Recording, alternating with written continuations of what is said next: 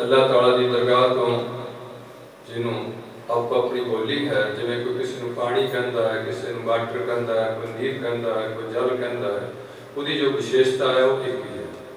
इस तरीके नॉमिनेशन की हुई है। कोई अल्लाह कहते हैं, कोई वाहिगुरू कहते हैं, कोई गॉड कहते हैं, कोई परमात्मा कहते हैं, कोई हालेलुया कहते हैं। आपो अपने अकीदे अनुसार एक ताकत है जिस ताकत ने सारा संसार रचिया। धर्म ये गल मनते सारे, और सारे धर्म गुरु प्यारी साध संगत जी ये भी गल मनते हैं कि जिथे एक परमात्मा है उस देवी है। अगे थोड़ा थोड़ा फर्क है इस्लाम के जेडे दूजे ने पश्चिमी धर्म, ये कहते हैं भी अल्लाह सतवें कास्ट है। जेडे हिंदू है ते सिखिज्म है वो कहते हैं परमात्मा परिपूर्ण है, सारे दे विच है, सारे दे बाहर है, वो तो कोई भी थां खाली नहीं है। ऐसी वो शक्ति जिवें हवा है, आकाश है, सारे पासे परिपूर्ण है। इस तरीके नाल वो एक शक्ति है। दूसरी बेनती है कि हर धर्म विच कायदे कानून जिन्होंने आप मर्यादा कहने हैं, डिसिप्लिन कहने हैं, वो तैयार किए जाते हैं। जिवें ट्रैफिक असूल ने आप अपने देश के संविधान ने कुछ देश चलता है, इदा जिहड़े साडे धर्म ने वो भी मर्यादा विच चलाए जाते हैं।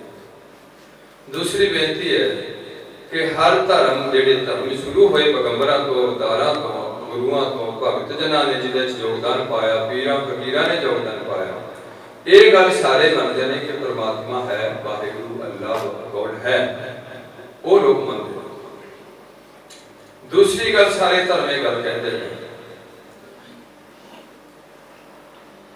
जिहदे विच हिंदू ते सिख ते बौद्धी ते जैनी सदे कहते हैं कि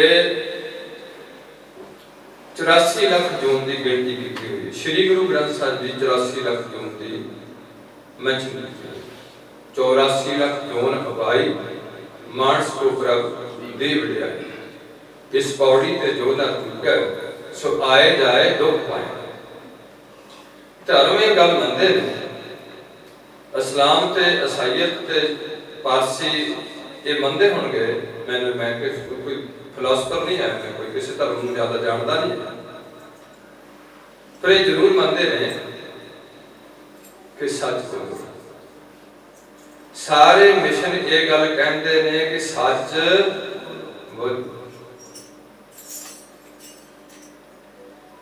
बाबा फरीद जी श्री गुरु ग्रंथ साहिब सभाईमान होकर कहते हैं बोलिए सच, धर्म झूठ ना बोलिए, जो गुर दस्से बाट मरीदा जोलिए। श्री गुरु ग्रंथ साहिब मुसलमान की परिभाषा बहुत थां ते खोल के लिखी हुई है। गुरु नानक देव जी बख्शिश करते हैं, मुसलमान कहावण मुश्किल जां होए तो मुसलमान कहावण, असल मुसलमान अखवाना बड़ा औखा। जे ओहो जिहा बने तो मनुख अपने आप को मुसलमान अखा सकता। किहो जिहा अव्वल औल दीन कर बिठा, मस्कल माना माल मुसाब। सब तो पहला जरूरी है कि मजहब प्यारा लगे। मुसलमान नूं इस्लाम प्यारा लगे, सिख नूं सिख धर्म प्यारा लगे, हिंदू नूं हिंदू धर्म प्यारा लगे, ईसाई नूं ईसाई धर्म प्यारा लगे। ये पहली गल है।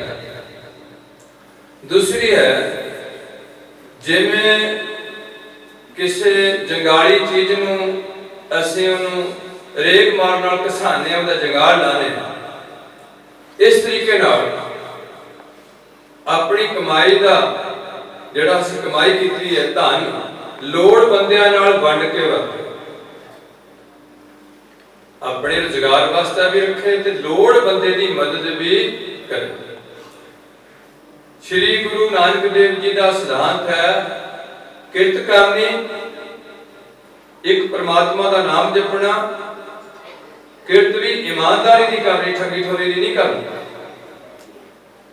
गुरु पातशाह हिंदू ते सिख नूं साझा उपदेश करते हैं कि हक पराया नानका उस सूअर उस गाय। मुसलमान का धार्मिक पशु सूअर मन्निया जाता, हिंदू का धार्मिक पशु गऊ मन्निया जाता। जे कोई भी किसी का मुसलमान या हिंदू या सिख दूजे का हक खा रहा, करप्शन कर रहा, ठगी मार रहा, ऐसा काम कर रहा, ते हिंदू गऊ जिहड़ी खाना नहीं चाहता वो खा रहा, ते मुसलमान सूर खा रहा।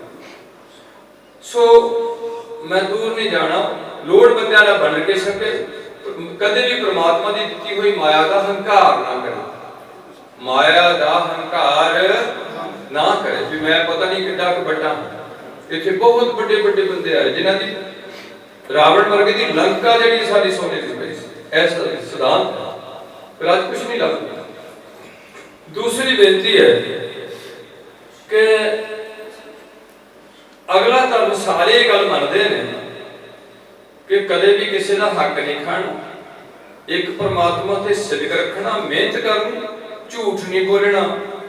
मैं ज्यादा नहीं धर्म बारे जानता प्यारियो, पर सिख धर्म ते हिंदू धर्म शायद इस्लाम च मैं नहीं कह सकता तंबाकू की इजाजत है कि नहीं, सानू किसी भी नशे की कोई भी इजाजत, जेड़ी भी ड्रग्स नाल साडी मेमोरी अपसेट हो जाती है, बुद्धि खराब हो जाती है, विचलित हो जाती है, असी सही सोच नहीं सकते, वो चीज सानू मना की हुई। श्री गुरु ग्रंथ साहब पुकारते हैं, जित पीते मत दूर होए, बरल पए विच आए, अपना पराया ना पछाणी, खसमो धक्के खाए। जेड़ी भी चीज का सेवन करके बुद्धि च बरलू चढ़ जाता, वो सही फैसला नहीं कर पा रही, उतो मना किया होया। हुण धर्म कहते नशा नहीं पीना चाहिए, मनुख नूं नशा जो तंदुरुस्ती दा, दाल प्रसादे दा, खुराक दा, अपने रुतबे दा, बहुत नशे ने औलाद दा नशा है।